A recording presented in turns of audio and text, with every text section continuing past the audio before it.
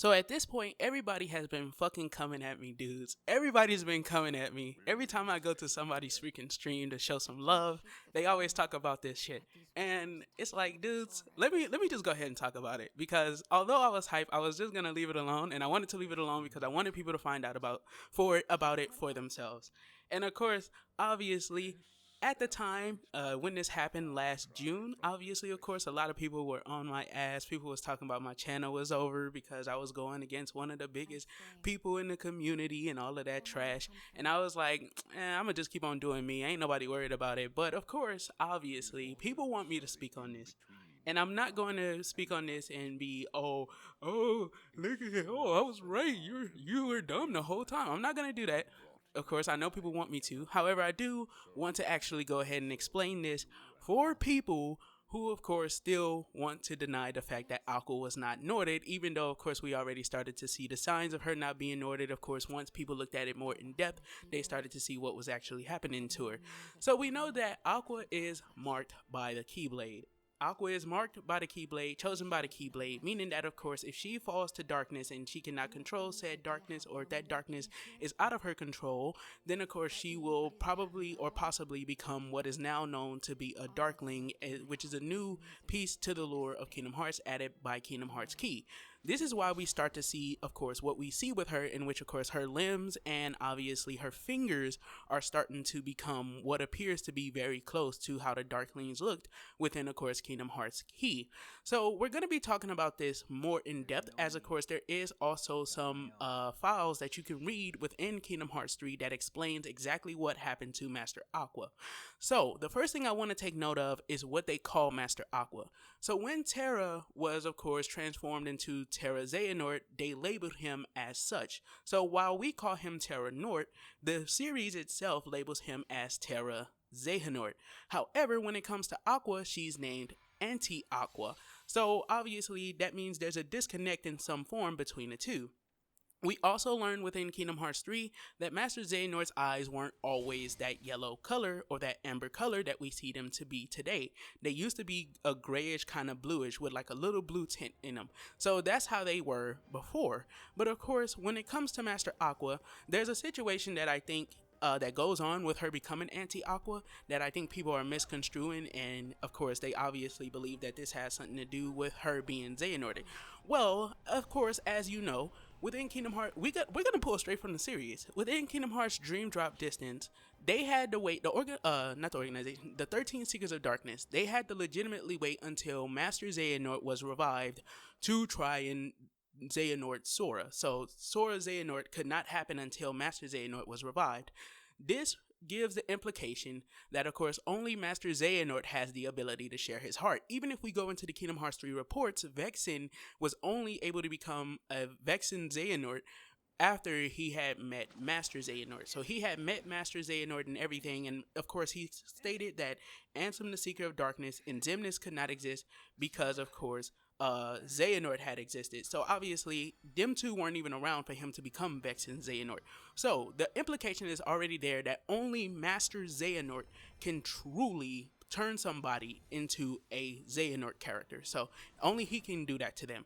So if that's the implication, let's go through what the glossary says about Master Aqua and, of course, Anti-Aqua. So it says, Aqua, after she fell to darkness, years and years of wandering through the realm of darkness ended with her being cast into the watery depths beyond its margin. This sounds very close to what Mickey mentioned about Master Aqua when they were traversing the realm of darkness looking for Aqua. And then, of course, there's also her basic glossary report, which I'm going up to right now, in which it states, it gives a little bit more insight, but not more context, but a little bit more insight into what happened to her. So let's click on it. Here we go. It says, one of the three Keyblade wielders who trained under Master Ericus, following the battle over this Keyblade more than a decade ago, she braved the realm of darkness to save a friend and was trapped inside alone.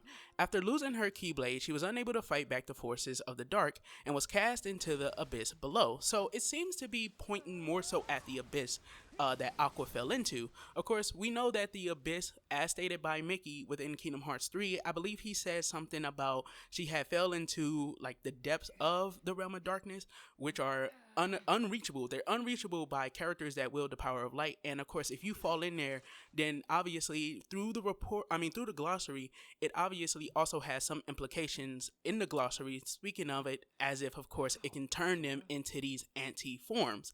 So potentially that is the same thing that happened to Master Xehanort. We know that he spoke about, of course, the realm of darkness in his original reports. After speaking about the realm of darkness in his original reports, of course, he also mentioned that he wanted to be not controlled, but he wanted to allow himself to be afflicted by the darkness to see if he can master it. You know, what horrors could the power of darkness hold over anyone if they could learn to control it, to master it. And of course, that seems to be exactly what he did. As we know, he also apparently seemed to have become an anti-form of sorts of himself, as we know when he was playing chess with young Ericus, and you know, they were speaking, his eyes used to be this grayish blue, this gray eye with like this bluish kind of tint within it. So obviously that seems to be what happened to Master Aqua. No, Aqua was not norted.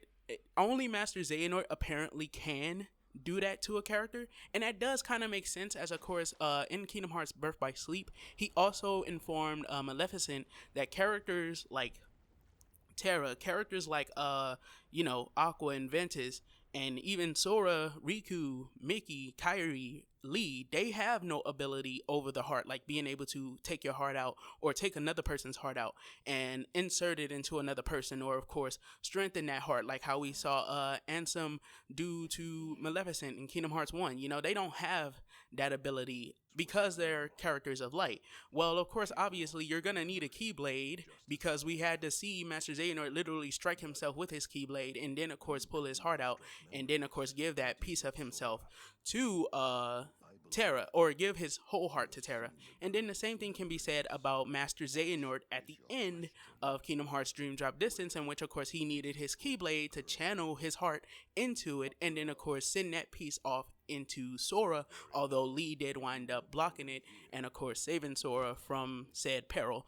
So it does seem like it's only possible with Master Xehanort, and then there's also the implications of everything else you need. So people were saying before this all came along that Aqua was in the realm of darkness long enough that it was possible that she could have been Xehanorted because of the fact that darkness was seeping into her heart, which is something that she mentions in 0.2, which my rebuttal to that was obviously at the end of 0.2 we see her have that same strength of heart, like that strength of heart returns, because of course we know she was talking about how she'll be the wayfinder for those that fall into the realm of darkness, those that come here of course on accident and things like that, kind of like how she did. She states that she will be their wayfinder back to of course the light, or she'll be there to of course give them some kind of companionship within the realm of darkness.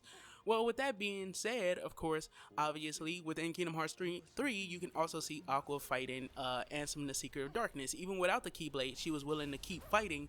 So obviously, of course, that whole idea of her potentially being dominantly dark, which is what we know from Master Xehanort, is needed to Xehanort a character. This is the case with both Terra and Sora respectively, in which of course they had to trick Sora into going further into the depths of darkness and stuff, and then of course they put him to sleep, which allowed his heart to become dominantly dark, which is why when Riku went to his heart, or went to his dive to the heart, of course his heart was like this black goop and stuff, instead of being like how it usually is when we see the dive to the heart, or the dive the Station of Awakening. Yeah, his Station of Awakening, that's what it was. It was like this black goop that covered it. That was because his heart was in the depths of darkness. And then, of course, obviously, when it comes to Terra, we know that Xehanort was killing the people, or threatening to kill the people around him, which forced him to use the only power that he knew he had, and that was the power of darkness.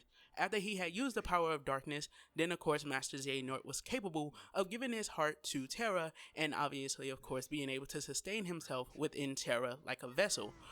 And even then, of course, and this is the final topic I'm gonna bring up, even then, if you don't want to believe it then of course take a look at how Terra needed to be saved at the end of Kingdom Hearts 3 in this scheme of Severance, in which of course obviously the Guardian had to fight back, and the Guardian had to release his heart and put its heart back into its own body, while Sora obviously of course struck Terra Xehanort with the Keyblade beam to obviously release that part of the heart out of Terra Xehanort. So they legitimately had to like beat him down. They had to beat him down first, and then of course extract, or not even extract, but more so like kind of purify or hit his heart and stuff with like the key beam. And then obviously Terra's heart had to come and fight the rest of Terra Xehanort out of him. So that was a whole extraneous process. With Aqua, the only thing that needed to happen was that Aqua needed to be knocked out, apparently. So the two situations are very different. They seem very different. And obviously, of course, there is no whole Xehanort like control or nothing like that, to where it seems like, of course, Xehanort is within her, or obviously her will becomes kind of closer to Xehanort's. We know that she's very different, like her negative emotions take over versus what we've seen from other characters who are Xehanorted, like Marluxia. Marluxia was a Xehanort, and of course he still was very relaxed. He still was very much himself, like we saw him to be within Kingdom Hearts Chain of Memories. Same goes for Larxene, where she literally stated that does Marluxia want to do another coup with Larxene, in which of course it's like, okay, if you're a Xehanort, of course, how can he not bend you to his will when you're literally partially Master Xehanort? So if the same thing happened to Aqua, why is it that Aqua is more so based around her negative emotions and stuff and her feelings of loneliness versus the other characters that don't experience nothing like this? And that has to be because of the fact that the affliction is different. Yes, she may look the same, but the affliction is different. And we can also see this with, of course, her body, in the way that it's starting to transform her body versus what happens to other characters, in which we don't see nothing truly like this. So that's my thoughts on Aqua Xehanort. I know people wanted me to talk about it. Of course, that's a little bit more in depth probably than some of you guys needed. Some of you guys probably wanted me to get on here and just be like, I was right, niggas, But I just wanted to take it a little bit more seriously, and I felt like it was an opportunity to truly talk to people about something, like, I guess you could say, like, more serious. So once again, the report says it has something to do with her falling into the abyss. If she was Xehanorted, it would have definitely said something about Ansem, the Seeker of Darkness, putting a piece of Xehanort's heart, which, of course, a Keyblade at least is needed for that process.